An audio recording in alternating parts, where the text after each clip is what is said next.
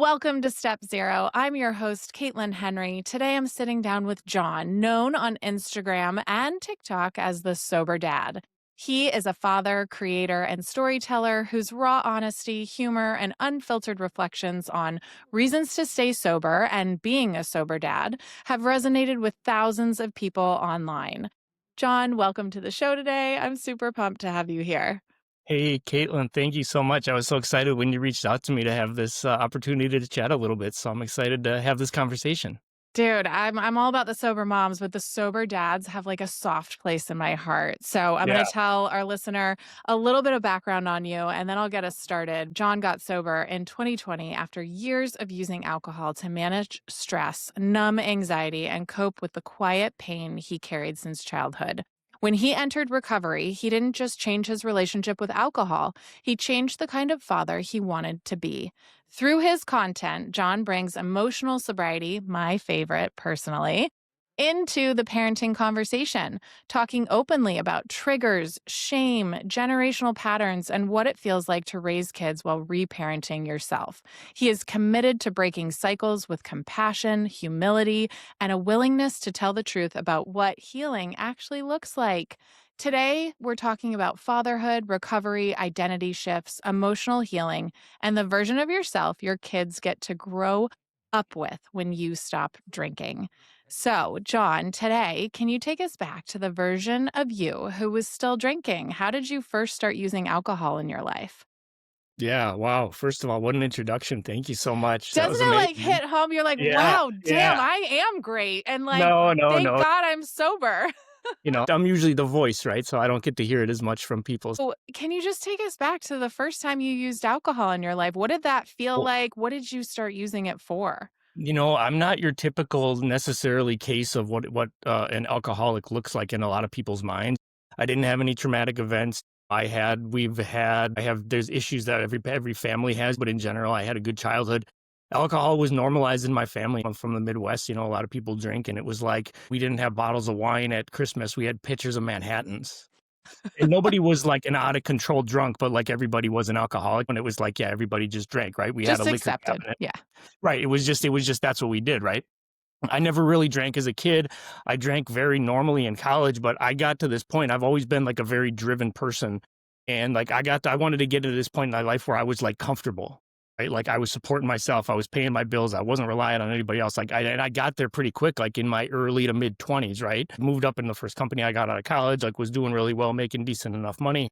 And I got comfortable. And what did that look like to me? It looked like relaxing. And I did that the way that I had seen people relax for years, right? It was like we would have some time off. We'd get together for a football game. We'd mourn somebody. We'd celebrate something, and everything was just around alcohol. Right? So in my mind, that's just kind of what you did. I never really surrounded myself with bad people. But certainly, you could look back and maybe say enablers, right? Like I would drink during golf all of a sudden when I used to be a pretty good golfer. And then I started drinking during golf. And it was like, then that wasn't even as fun anymore. And then we would drink after golf. And then I would realize I didn't have this off switch, right? Like that a lot of people have. You might be able to go out. And if you go out, you can have 2 glasses of wine and like come home and be fine, right? I have those 2 glasses of wine. I had 4 drinks before, and I'm going to stop at the liquor store. So I have enough when I get home, right? Like that's kind of when you know you have the gene. So Well, this and you're kind of went saying on. this is progressive. So, for those Oh, listening who haven't hit a rock bottom yet, and what you're telling our listener who might just be sober curious, that's really what this is about is you don't have to hit rock bottom to get sober. And what you're saying is this was progressive over time. You started to notice I'm using it more and more. I'm running to the liquor store after I've already have been drinking. it really is about not having this off switch though. Yeah. That's a lot of times I work as a sober coach now full time, and people will ask, how do I know if I'm an alcoholic? And that's one of the first questions I say is like, can you have 2 drinks and then take it or leave it? And Yeah. like 9 times out of 10, people that are alcoholics say, no, I want to have another one, or I'm going to have another one on the way back. Well, Um, and what I like to say is that alcohol is an addictive substance. No matter who you are, humans are hardwired to be addicted to alcohol. So, yes, there is a spectrum of addiction. They talk about this AUD, alcohol use disorder. Yep. And now they're showing it is a spectrum of addiction. For those of you listening who are like, I'm not an alcoholic, it's not that bad. Well, there's an addiction spectrum. You might be down here right now, but what he's saying is this is progressive. And it happens more and more over time. People start using alcohol, like you said, don't have that off switch. That's something I talk with people all the time, and I don't know if there's viewers or if this is just solely watching, but I got my arm at an angle like this, right? This is your sobriety scale, right? It's just where on it, where are you going to be on your, like, this is where you decide, okay, I probably have a problem up here. And then this is rock bottom in the gutter. It's just when do you want to get help? How far Yes. down the scale do you want to go? Because you don't go this way, Totally, you don't go right? It's up just is what he's saying. For where do you, those of like, you not watching on yeah. YouTube, you don't go up this diagonal scale, you can only go down. It's so true. I Yeah, love so that it's just analogy. how far down to the scale do you wanna go before you ask for help? Because that's one of the Yes. things in all this stuff I'm doing. I've got all these random facts, and it's something like 90% of people who try to get sober on their own fail. Yes, it's so Right. true, and, that was me. I was taking breaks. I took a 2-week break, then I drank again, then I took a 3-month break. I got through all the holidays sober, and then January came, and all of a sudden, at the end of the month, I was drinking again, and I was like, "Why can't I do this?" And it was because I couldn't do it on my own. So, Mhm. tell the listener where take us back to where you were when you realized this was really the problem that needed to stop. How did you end up there? So I've told my story live a couple of times outside of just when I've done at speaker meetings or whatever. Yeah. 'Cause my story takes kind of a long time to tell because it's kind of a long and drawn out, like 3.5 years with several different rock bottoms with a lot of really hard situations that I've been through. I mean, Yeah. which is why I think I do such a good job working with people now because like I've been like unbelievable. But I mean, the old alcoholic adage, right? I was sick and tired of being sick and tired. One of the, depending on how much you want to hear. I wanna hear about the last rock bottom. So, well, the last time I drank, that's like the very end of the story, which is I did outpatient rehab and then I did inpatient rehab and I've done AA and I've worked the 12 steps. Um, so I got out of rehab right around Christmas in 2021 after inpatient, which was the final treatment thing I did outside of AA. So how Uh, many times did you relapse? oh God, countless. I mean, it just Yeah. depends on how serious I was about quitting any given time. I mean, at least, seriously, at least 10.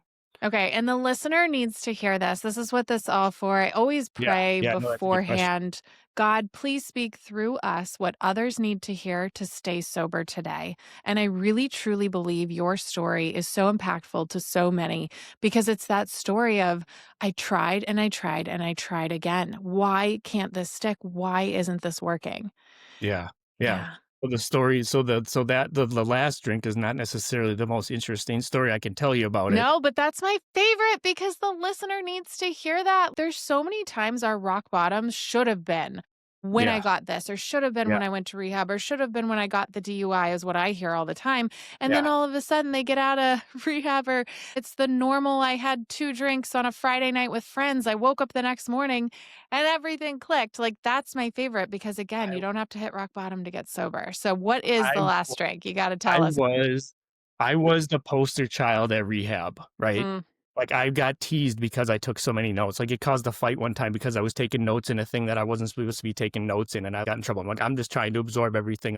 I journaled every single day. I was in the meditation room before we had our morning meeting at 6 a.m. I was taking this, like, unbelievably seriously, like, life or death, and what I kept telling everybody and reminding myself was I was one of the lucky ones who was able to get help. mm, I was yes. in when I was on the inside, I know that there are thousands of people out there who didn't have the opportunity I was being given at that moment. Somehow, through all my work that I had done, and it was a lot through classes and lecture, everything, right? I wasn't set up for the complacency piece. So I had built some trust back with my dad, and I was watching his house when they were gone watering plants and whatnot. And he had a nicely stocked barn. It was 8 minutes after I got out of rehab, and I started taking shots of vodka. Mm. And it was terrible. It was terrible. I don't remember how many I had. It was enough, 10 to 14 probably, and then when my dad lives downtown, so I walked to the liquor store to like buy vodka to like put back in his thing. And my wife knew right away. And I remember I think this was the time when I was there and she saw me and like collapsed like a fucking like a rag doll on the Oh. ground. I can't the amount of shit that I put her through. Like when I tell my story, I refer to myself as her third toddler having to pick me up places and find me and like all this ridiculous shit. But I wasn't I would do the feeling of I got this or like I can do this again. And that was July 26th of 2022 was the last time I had a drink. So it's 1,226 days ago as of today. Well, first of all, congratulations on it being enough to, like, get you sober, but Man, again, it was the bad, it listener was needs to bad. hear that is an interesting story. That is a rock bottom of all sorts. It doesn't, like we said, have to end up with you homeless in a No, gutter. my God, if you knew It's my like story, you had I got those everything. stories. Yeah, you have everything on the outside. You still have your wife. Your dad trusts you to go into his house to water plants. A lot of people at the end of the rope, they're not being trusted by family. They're not being accepted back in. And there you are in that moment, having shot after shot after shot, and then seeing your wife and that being the impactful moment of the enough is enough. Whole thing, yeah, it was yeah, I couldn't believe it. I couldn't believe it. I didn't wanna go back to AA, like, I didn't wanna admit. I remember, and this is important too, I remember, like, I was like, "I'm not going back to AA until I have the same amount of time I had before." But what I realize now and what's so important is, like, you have to go back because you're Right. not going back for you, you're going back for all the other people to showing them, like, if you don't take this seriously, this is what happens. Like, it's for you as much as it is for me, and that's why we need to keep going.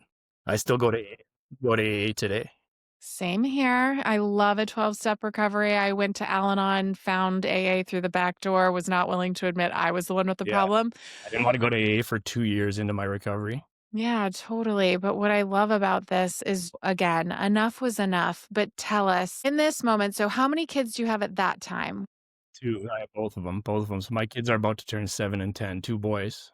Okay. So they're about And to turn 7 and 10 now. yeah. How old were they when you first got So sober? call it 4 years ago, right? So Yeah. 3 and 7, 3 and 6, something like that. Okay, and the listener needs to hear this too, because I always talk about mine were 4, 2, and 1. And I think what's so cool is my kids will never remember me drunk if I keep choosing Yeah. this as You know my what's one of the why.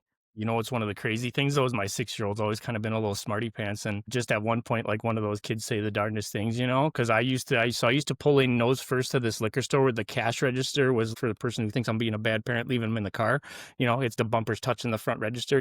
And just at some point when we were driving by the same liquor store, my 6-year-old who can barely talk, right? He goes, "God, Dad, I'm sure glad you don't go to the drink store anymore."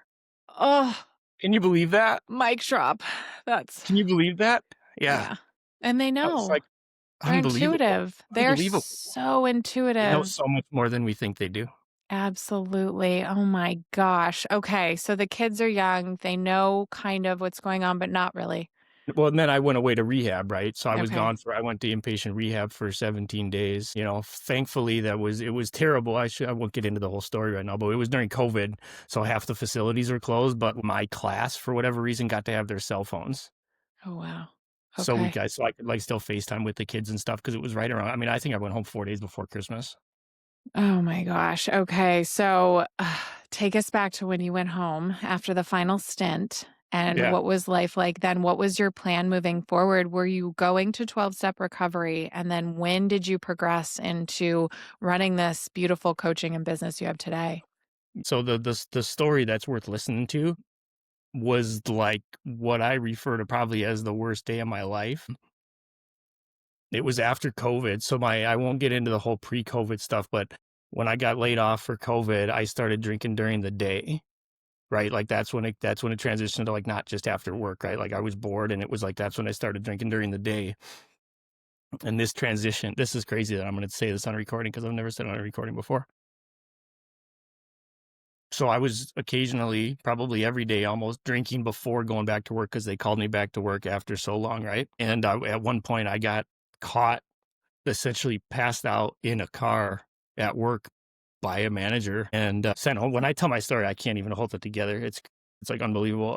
So I got found out and I got sent home, and it wasn't necessarily talked about. I was drinking, but so I had been to the liquor. This is an unbelievable story. I went to the liquor store that morning. You know, like any good alcoholic after getting home, sent home from work for drinking, which is still like so hard to admit to. Stopped at the liquor store, went home. I don't think my wife was there yet, but we had these things in place, all these accountability things in place for me. I didn't have my car.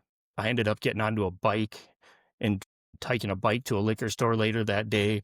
I remember sitting in the park and trying my downfall that may or may not come up throughout this interview is little mini airplane bottles of vodka was kind of like what my jam was, right? So I never would buy a big bottle because that's the old adage. Buy the big bottle, drink the big bottle. You know, like I don't know what would happen to me if I was a person that drank like that. Drank those in the park. Could have went right back to my house. but I didn't want to go back. You know, the old rotating liquor store. Everybody know about that. You can't go back to the same liquor store twice in a day because then you really got a problem. So I'd take my bike after being so I've been at 3 liquor stores already for the day and it's still light out. And I bike across town like another 4 miles to this other liquor store. I won't disclose exactly what, but let's say I got sick in the parking lot there and what do you do as an alcoholic when your stomach doesn't feel good? You Yeah, drink more drink alcohol. more. Yeah. So I made it over this. I'm still on I don't even know how I'm upright. I probably have 18 to 20 drinks in me at this point, and I'm on this overpass. I'd learned something recently, actually, when I did a live with my wife that I'll share with you, but this was like unbelievably emotional. I crashed my bike. I didn't have my phone because I didn't want anybody to find me. This was like my thing, right? Like, as these suicidal ideations without really being suicidal, of like wanting to disappear and just not wanting to be around, you know? So I wouldn't want anybody to find me. I crashed, I got a concussion, I broke 3 ribs, and I was just laid there, and I've never felt this level of, like, incapacitation that I couldn't move. I just was sitting there, and I saw it get dark out. Must have been 10 o'clock at night, and I see my wife's little Honda come because in the background, she's having my dad come over to watch my kids so she can come try to find me, Mm. and she shows up at, like, the same time as the cops, and, like, somehow they just, like, let me go home. But when she claims, I don't know if I believe this, but she claims she thinks I was trying to hurt myself, which is why I was on the overpass. And I told her, because I had been trying stuff and I had nothing been working, and it was like I just keep trying. I told her this. I said I keep trying to get help, and it doesn't seem like anybody wants to help. And then the next day we found this inpatient place, but that moment was like unbelievable. Yeah, Mm. that whole day was just incredible. That's a rock bottom moment. I had other horrible things, but that was like my moment of, like, unbelievable despair. Yeah. And so Thanks. that wasn't your last drink. That was a time before. So I want the No, listener to that hear. wasn't the time before. That was, like, 3 times before. Exactly. And I want the listener to hear that it got that dark and that low, and you still couldn't stop, and you were still begging for help. Yeah. Ugh, Yeah. okay. So I want to know when you finally did it and you got home from that last stint and you're with your family. And what month was that? You said December? Yeah, Christmas was when I got home from rehab, yeah. Yeah. So this is coming up on an anniversary for you, as they say in the room. Well, So kinda, except for my relapse, so not really. yeah, yeah. But I think that even when we have the relapses, we still count the sober time of that wasn't for waste. And what I love to hear about your story is you were actually taking notes in all your things. You were trying so hard. You were wanting it so bad. But what is the thing that felt like it made it click? Was it 12-step recovery? Was it finding a higher power? What was the thing that finally enough is enough? I had well, I there to answer your question in the most profound way, when this is crazy because, like, who talks like this, you know? But when God removed my obsession to drink, I will tell you a story about when I was in rehab. So there's a public figure who got sober kind of publicly. I don't remember if they told their story on a podcast like this or if it was actually on the radio. But public figure, athlete, person I looked up to told his story in the most it just touched me in a way. This is why we read the big book stories. This is why we talk to each other, right? This guy's story affected me in like a super profound way. It didn't have me take action at that exact time, but it turned out that I let's just say I knew somebody that knew him, so I was able to get his email. And I said this, I said, Mark, I'm not expecting you to even necessarily read this or reply or anything. So I found this guy's email like in a very obscure way. Like I shouldn't have been able to get this public figure's email. So I send this email off. No, not expecting a response, and there wasn't a response. But I send it off. Thanks so much, Mark. I'm walking to lunch 15 minutes later, and the guy I'm walking to lunch with was like college roommates with this guy I just sent this letter to. Oh my gosh. That's incredible. We call those God shots over The here. God moments, and I had like 3 of them that I have to look up the exact details I remember, but it was like almost God was just showing. I was at one point that he had hit me with like 3 of these that I couldn't like not see, and I was like, okay, I get it. And then it stopped for a while, and then when I was there, I was like, okay, tell me something else, and it was like, okay, he did. And it was like I can't deny that, but God coming back into my life has been an incredible. And you don't need a God to recover, but to have a higher power and just understand that you just need something greater than yourself. I didn't start with Exactly. God. Yeah. Yeah, no, it's so true. And so many times I say the steps are almost out of order because sometimes people can't get to the God part, and God is in the 12-step recovery program really in steps 1, 2, and 3. That's the biggest. And it's like sometimes people need step 4, I say, where they just need to offload and be honest about something that happened to them in childhood or maybe that they've been through. And so it really is this beautiful thing to hear that God was really there for you, even though maybe you weren't even ready. Yeah. But it was like knocking on your door, like, hey. And it's that I always say, opening the door of willingness, even a crack, lets the light in enough to keep that door opening. So tell me, where did you go from there? Did you start going to meetings regularly? What were you doing to then keep your sobriety? Yeah, I had found a home group, like, throughout my whole thing before I went to, I didn't talk anything about my outpatient, rehab that I went to, that I relapsed at 2 times while I was going to it. What is it that kept you sober? Was it going to 12-step meetings religiously? Yeah, pretty much, I would pretty love to much. interject and say the beautiful part about this is he said he found a home group. For those listeners that don't do 12-step recovery, a home group is a reoccurring meeting that you go back to every week that you find connection and community, which I always like to say. Gabor Mate's quote is connection is the antidote to addiction.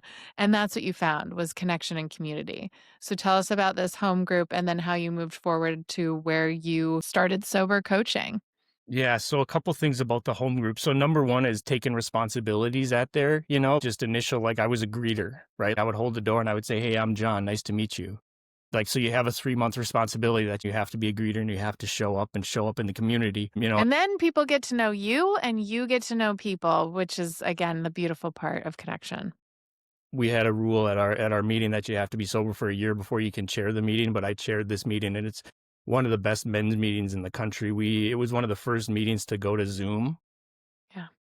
after, but we have an unbelievable home group, but taking that responsibility and, yeah, really being part of the solution and hearing other people's stories and your own, and you just never feel alone when you're in the rooms.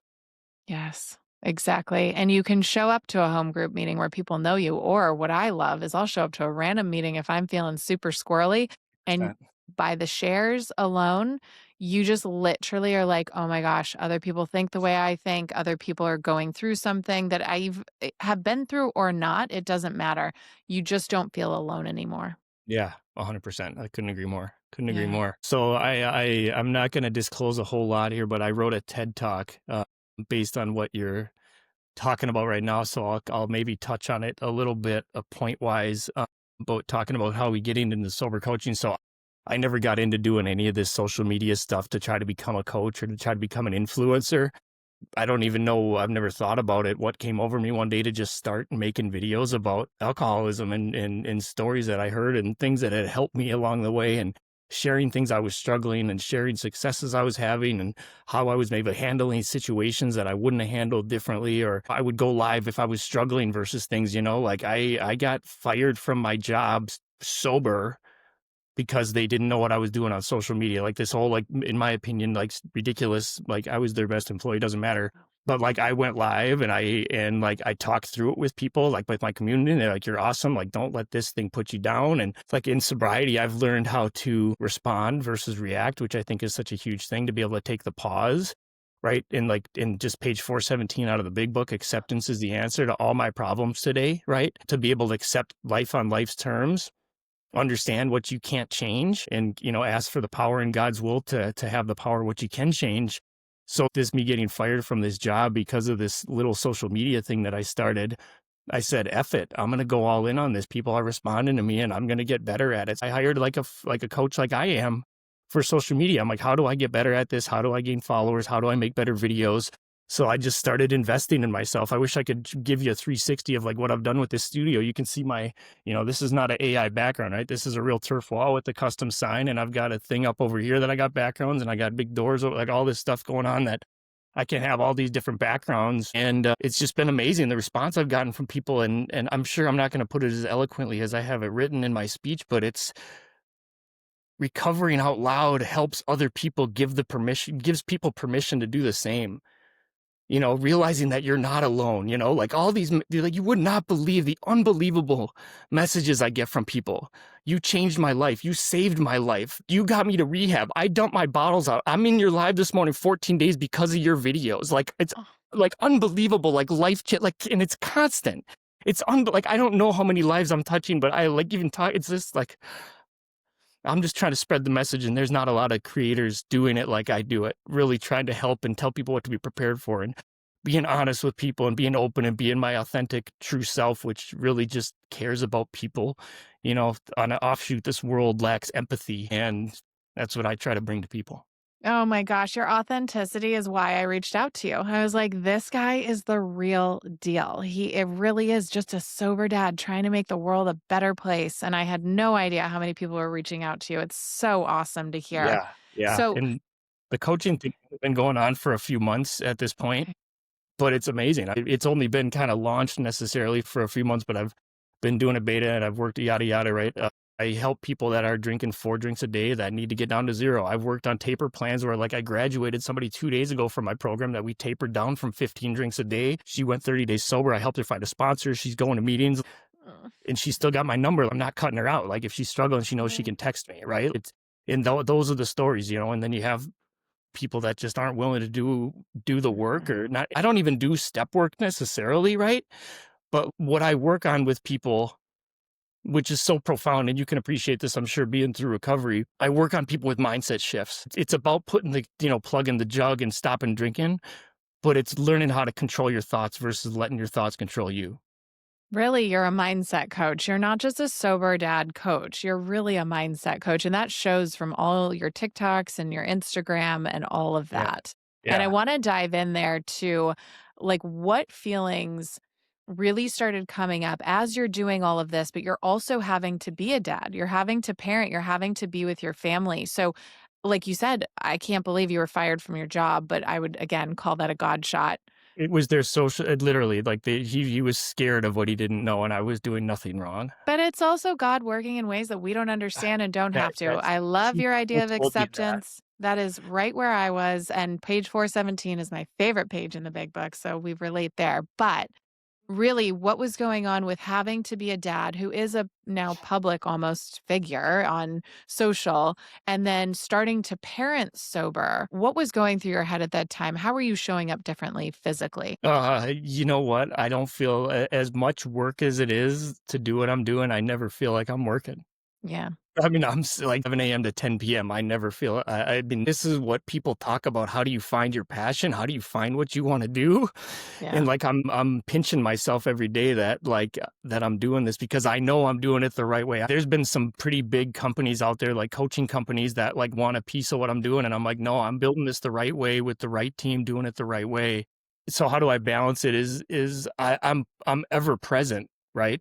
A, I'm not the absent father that was just whatever, right? Didn't ever do bedtime or any of that. But I also don't have a full-time job, so I can go through school pickup, or I can like block my calendar off for 3 hours, right? If I need to go to a birthday party, or it's like, hey, I'm going to be closed the day after Thanksgiving if I don't want to take calls because I want to have a family day. It's like, I don't do that very often, but take 20 minutes. I'll go throw football outside with my 6-year-old in the backyard, right? Because I'm here, because I can do it. But it feels like a blessing to be able to do it with people. And that sounds super cheesy. And I tell people in my coaching, I'm like, you're going to roll your eyes at some of the stuff I tell you to do. But if you do it and you work with me and you do the right things, you can have this mindset shift. It's the power is up to you. Yeah, absolutely. And really diving in here to emotional sobriety, how do you feel like you show up emotionally different now than you used to? Handling emotions in sobriety is one of the hardest things because the only thing we used to really know is pain. That's why we kept hurting ourselves in the way we did, because it made us feel something. A lot of times that's what it is, where we like even this physical feeling of pain, of feeling your stomach upset, but we don't know how to handle emotions because I'm not a neuroscientist or any kind of doctor, but your neurons are all messed up in your brain and everything's firing in the wrong direction, and your brain is firing off, I need to drink because I'm happy, because I'm sad, because I'm stressed, because I'm tired, because I'm anxious, right? And it's just doing so I'm going off kilter here. No, you're great. Cause I always say, like, whether it's the funeral or the wedding, I'm drinking whether I'm happy or sad. Exactly, Like exactly. that was the mindset. It was like there was always a good excuse. And I think the way you're showing up emotionally sober today is so beautiful for your kids and your family and what you're showing your clients, your listeners, your viewers, what is possible. And it helps me. It helps Yes. me. It helps me. I mean, I've had more, like, even just if you I even tried to hold it down, like, get choked up with it when I'm just, like, talking about these things because, like, and this is not to be feeling like I have an ego. I try to keep my ego in at check with things, but, like, you can do anything. Like, you're the only one holding you back, right? I like to say, like, everything lies on the other side of uncomfortable. I always say, Why don't you do these things? yeah. Why don't you do these things and see what happens versus keep writing the same chapter and trying to rewrite your own story by doing the same thing over and over? Well, and they're just looking for comfort. That's what I say to clients all the time. You really are just looking for the comfortable solution. You have to get comfortable with being uncomfortable. And so 100%. that's what you're saying here. It's like you have to try something new. This would be for any habit, by the way. I talk a lot on this show about maybe alcohol isn't your thing, but you're addicted to food or social media or sex. There's a whole host of things. And you have to do the same thing. If I'm eating sugar every night at 5 PM, I'm going to crave sugar the next night at 5 PM. So what am I doing to break myself of that cycle? And I shared this recently, but I have an addiction right now to popcorn. I have to break the cycle of like putting my kids to bed and I would just start making popcorn to like just numb out. And I was looking at my calendar and I was like, I think I've done this like 6 nights in a row. Like this is the way I used to use alcohol. I need to like Yeah, take a it's a break. pattern. So what am I doing? I'm getting myself out of that habit and routine by changing my environment. Maybe I'm not going to the same location. I'm filling in with something else. So again, that's what you're saying here is you have to create new habits. You have to rewire your brain. 100%, 100%, and it starts with and ends with living in the present moment.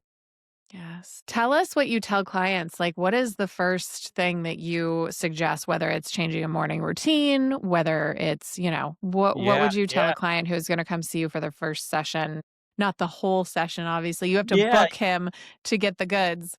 yeah, no, no, I mean, you give away what you get, right? Like, I'll work with you one-on-one to understand why we do these things, but I will introduce you to meditation Yes.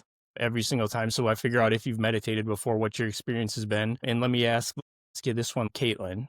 What is the goal of meditation? There's not a wrong answer here, but very few people give me the answer I'm looking for. Oh, that's like the worst one because for years I would meditate and I would be like, why am I not getting something from this? Or I'm not doing it right. And now I purely sit there with this clear intention to, I would say, I drop into a place of pure presence of Boom. just, yeah, it's hearing, seeing, touching, feeling like what is happening right now. Even if I'm sitting in the same location every day or tasting the same thing that I tasted because I had lemon water in the morning. Being present. Yeah, Being it's, present, you got it right, you're a pro, you're a pro, yep, you got it exactly right. A lot of people, and these are not wrong answers, but a lot of people say, "I meditate to relax," or "I yeah. meditate to center myself or feel grounded." It's like you do, but what I teach you in meditation is how to take thoughts that you're having during your meditation, take those thoughts without judgment, and then return your focus back to whatever the meditation we're doing is. Because that's the whole point of meditation is to be able to take thoughts and being able to shape the way that you think about things and control your own actions. And it starts when you're at a peace of mind and you're thinking, okay, I'm sitting here in my meditation, I'm present, but now I'm thinking, okay, I got to do the groceries, I got to pick up the kids. Nope, okay, I'm right, I'm back here. I'm thinking about the presence of my meditation. That can be later. I'm back in the present moment. And how you just shape those thoughts from over here back over to here. And then I get feedback from people how you do that. So we do things like that. Right. I have people start morning routines. So what did that look like for people doing daily readings? If we can build in a meditation, if we can start doing a daily gratitude list, all these things, like one of the things I read in my affirmations every morning is, do these things, do these meditations, do these gratitude lists before the world's noise rushes in and you have a moment to tune into your own voice. Yes. Oh And my it's all gosh. that all how you have these mindset shifts, and it starts with all that stuff. I don't know if I mentioned this earlier. I think I was talking to somebody else. Sorry. I had a client earlier today who was like, "I'm gonna," I had this kind of thought pop in my head about having a drink or something, and your face popped in my head, and I didn't have that drink. I'm like, "Perfect.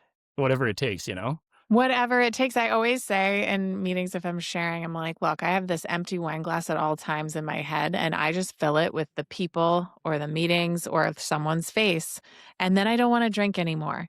but it takes that willingness and that connection and community to get there. And Yep. that's what I love about people finding you is people that don't feel safe enough to go into a 12-step recovery meeting yet. Maybe they're not being forced into rehab, whatever it is, they found you for a reason. And you're like this guiding light where you can just like scroll through. He has such relatable content. It's quick, it's digestible, it's easy. And again, like you said earlier, your authenticity shines through. Thank you. Yeah, it's awesome. Okay, so I would love to hear a little bit more about this changing generational, patterns, or for me, what I say, because my dad was a high functioning alcoholic and he died still drinking. I think his Sorry. cancer was caused by alcoholism, but I cut the generational Sorry for your ties loss. of alcoholism. I don't wanna gloss over that. I'm sorry for your loss. That's Oh, really horrible. no, thank you. Yeah, That's really terrible. I'm sorry for your loss. thank you. And Sorry, this is but I don't like to just gloss over those things. Thank you. It's, definitely hard during the holidays. I think this is our second Christmas without him, Oh, and you think yeah. that's okay, I don't wanna get you off course here, No, but it's okay. It's one of those things where he offered me my first drink at the dinner table at age 9. He made it relatable and easy for us to drink if we wanted to, and you said earlier that you drank normally in college. That was not my experience. I just went balls to the wall yeah, like I mean, normally, I most. mean, I'm sure it was excessive, right? But I was like, Yeah. my problems didn't start till I was in my professional career, my real problems. Totally. But it was like, I love the relatability of your story and saying you did it with family because everybody did it. That was my story with my dad. But what happened with me was I was brave enough to walk in the rooms, and I'll bet it was Al Anon at first, which is like blaming him and blaming Yeah, my now yeah. ex husband. Well, understanding it anyways. Worth it. Like it all happened for a reason. But now I look back and I'm like, wow, I cut the generational ties of alcoholism for my family. So, what does that look and sound like for you today, cutting those generational ties? It's changed our family get-togethers, so I won't share a lot of the stories, but my mom's been in recovery for longer than I have at this point, but it's still relatively new. I think she's got maybe 10 years, right, which is Wow, amazing. But, like, amazing. it was recent enough where, I mean, she was just in the thick of it. My parents aren't together anymore.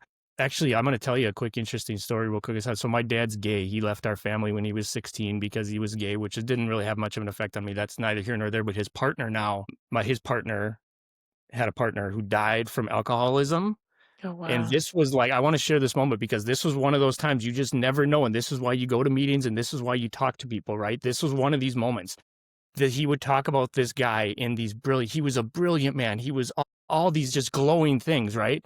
And I would talk to Bill is his name. I say, "Bill, why do you think he didn't make it? Why couldn't he figure it out?" And he goes, "He could get to 6 months, but after 6 months, like, he just couldn't figure it out." I'm like, "F that. I'm gonna get I can this guy that was so brilliant, you don't think I like, internal like, and then I'm not even driven that way, but I'm like, this guy can't get 6 months." I'm like, "I can show Bill how you get 6 months." And it was like that was a profound moment for me of, like, you don't expect it to come out of somewhere, but it was like that was a powerful moment for me to say, like, this brilliant man couldn't figure it out, but maybe little old me can.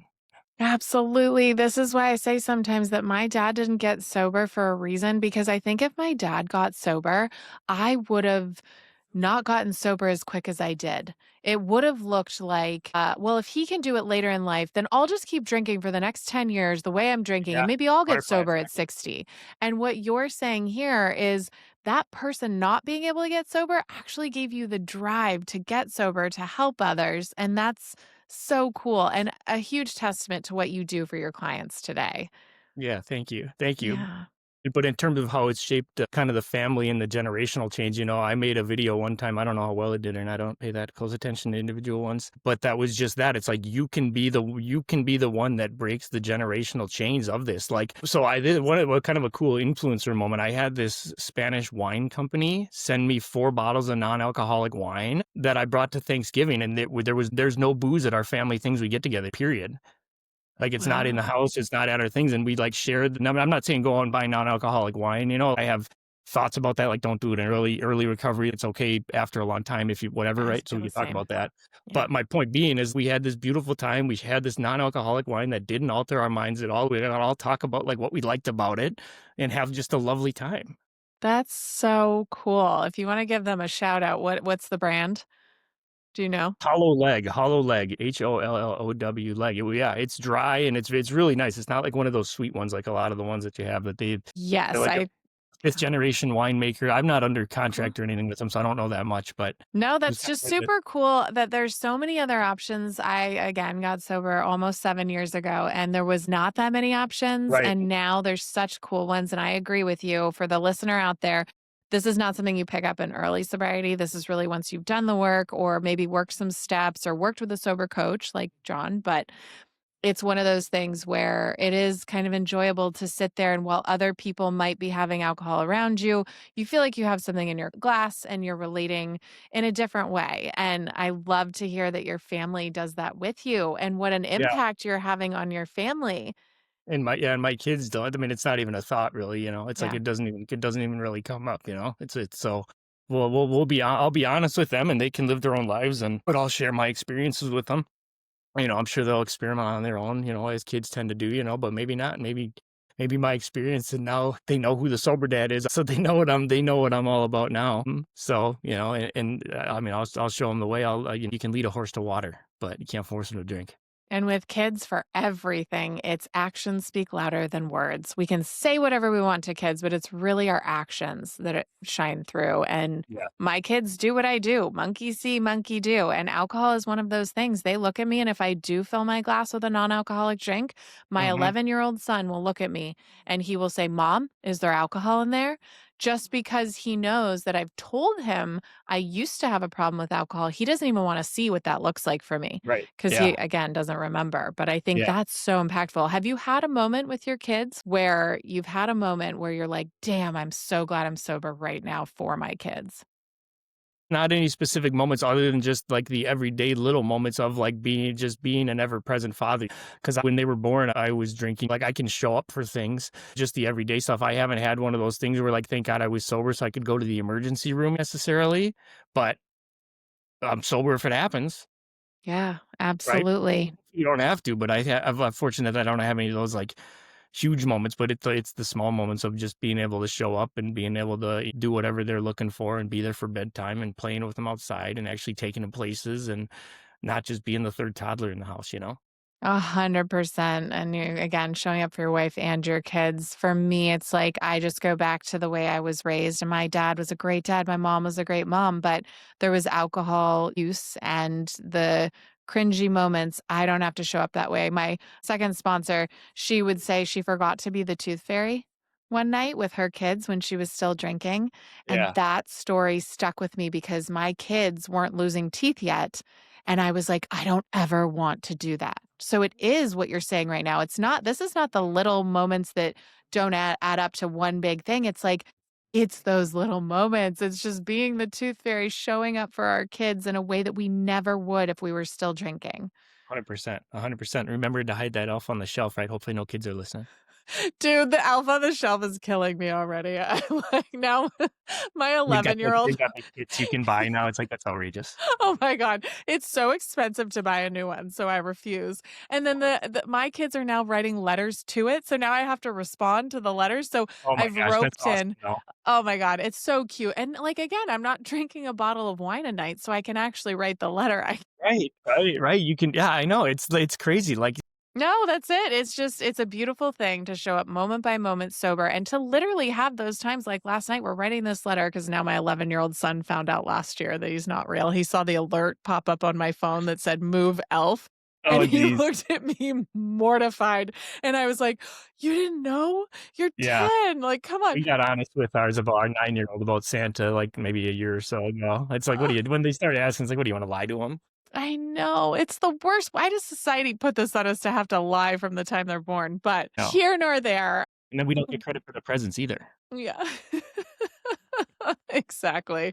Oh my gosh. But the fleeting moments that we would miss if we were still drinking. So I love all of this. I love what you're offering for the holidays. Before we end the episode and we talk about where people can find you and all that, I end with some rapid fire questions, which just means you can answer in a sentence, you can answer in one word. It's up to you. There's only a couple. Don't get Alright. nervous. Alright, no problem. Okay. And anything that comes to mind. So, Alright. what is your cringiest moment from either drinking or I'll give you a bone and say from early sobriety? So, what comes to mind that was the cringiest moment where you're like, ugh? I look back at pictures, Mm. if I have to just go cringe because I was so unpresent. I mean, there's pictures of me like where I just am like laying on the floor, like I look like I'm dead. You Ugh. know, like when we had our puppy and it was just like, what is that? And I won't say I won't take the time to find them right now, but I have these pictures where it's like I look like a different person. Like I didn't have a beard, my face was fat, like I was 45 pounds heavier, and like you can just tell that it's like I'm not really happy. You Yes. can Oh tell my looking at gosh. the smile, like it's such a puffy cheek, like faked out, like trying Yes. to manufacture something smile, but I just can't believe the change looking back. And I haven't even changed that much. Like I don't have as good an exercise routine that much. You know, I probably don't drink as much water as I should. You know, I get enough sleep, but nutrition. But it's like you just cut out the booze, and it's like it takes care of a lot of stuff. Oh my God, I cut out booze, didn't work out any differently. I lost 2 pant sizes. Yeah, And every sober birthday, I post the progression of what my years 1, 2, 3 of just sobriety looked like. yeah, Not yeah, even when I was drinking. I just start with yeah. like years 0 to 1 and go on. And it is like I'm aging in reverse. I look Yeah, so I much know. better. It's I crazy. think I look like I'm 35 now, and I looked like I was 40 when I was there. Exactly. And the progression of alcohol use over time, which you've shared in a lot of your posts that I watch, it's just one of those toxins that literally makes you die sooner. So you're literally killing your cells already. And it just, yeah, like you And said, people can that. yeah, and people can go to the hospital with pancreatitis, and they can be told that their liver enzyme numbers are 10 times what they're supposed to be and that they have cirrhosis, and if you don't get help, you're gonna have a hard time beating it. Yeah, absolutely. Let me tell you my favorite analogy. We got a few minutes here, okay? So this is this is the so at one point when I quit smoking by hypnosis, right? Oh, wow. So I got hypnotized to quit smoking. I quit for 10 years. And you learn how to get your subconscious mind and your conscious mind to talk to each other, right? So this analogy I actually got it from a book, but it's the easiest way to get your subconscious mind and your conscious mind to agree with each other, right? So anybody that's listening that has a drinking problem, you have a monster that lives inside of you. So you still have this monster inside of you, right? And this monster inside of us demands endless supplies of alcohol. That's the only thing that it survives on, right? So when you're in active addiction, this thing's got claws and it's got fangs and it's everything, right? And it says, give me more liquor. And you say, yes, sir. And they go, thank you, right? And it's as big as you, and you got no chance to conquer, right? David versus Goliath. The Uh-huh. first time that this monster says, hey, give me that booze, and you say, no, because I can remove myself, John doesn't need that drink. The monster inside me needs that drink. That's the only way it survives. And if I can get that, if I deprive that monster of the only thing it survives off of, it slowly dies, and I take control back of my life. So I will still, there's it, because it's still inside of me. You get those cravings, you get those weird times, and I'll say, F you, monster. I'm not giving you shit, right? Because it's the easiest way for me to just say, no, I don't need that drink. You need that drink. You're popping up right now, but I'm not giving it to you because you're going to grow if I give it to you, and everything's going to get worse. Oh, I love that. I'm Isn't going to that keep great? that with Isn't me that great? forever. I love Yeah, that. Yeah. it's Thank the you. simplest thing, but it is that little monster inside of you. Yeah. And if you feed it, it grows, but if you don't, it slowly dies. Absolutely. I love that. Okay, so I wanna go to the next rapid fire question. Sorry, I'm bad at rapid fire. No, it's so good. I love it, and, guys, you're gonna get so much from his socials, and you can find all his information there, which, again, we'll talk about later, but what does your morning and evening and/or if you have one or the other, morning or evening routine look like? So I'll do a 5-minute meditation in the morning. I'll try to listen to something motivational when I'm in the shower, which is just one of those things about feeding your mind. And then I do my affirmations live. So it's my personal affirmations that I do with everybody. So that's my morning routine. I don't do my gratitude. I tell everybody, in order to start your mindset shift, the gratitude list in the morning is super impactful. I don't do my gratitude list in the morning every morning, but I do my 10 step in my gratitude list at night, which to me is more powerful, which can say, what am I grateful for today? And I try to dig in a little bit to not say I'm grateful it was sunny and my kids are healthy, right? It's like, I'm grateful that I was able to see the light bulb go on in so-and-so's eyes today, right? And then I think back and say, who could I have done better with? Mm, How could I have showed up different? Did I show up exactly like, how was I, right? And really have a self-reflection on how you did today to see if you can show up better tomorrow. yes. Changed my Yes. life. And a huge part of 12-step recovery for those Mm. who might be too scared to go there. Yeah. The 10th step and obviously 11th. I love how you include meditation. And again, it doesn't have to look, I think I'd like to the listener to know, it doesn't have to look like 30 to minutes to an hour. Some days it's like I've got 5 minutes for each of those things. Some days I can lean in more and just sit there in quiet meditation, whatever it is. So, Or set your alarm to wake up 10 minutes earlier. exactly. And that's what I like to tell clients too is like, what feels good to you? Because maybe XYZ or celebrity this is doing that.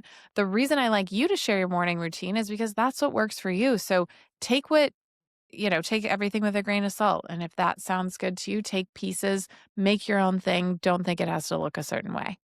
Right, right, Yeah, yeah. But the routines are big. You usually wanna build the morning routine first. exactly. I try not to overload people too much when so, like, I wanna have all this huge list of things, but building that morning routine and building your gratitude list and really trying to get your mindset right for the day, and then once you figure out your mindset, you can really reflect back on yourself a little bit easier, I think, so that usually gets kinda added in later into a coaching program.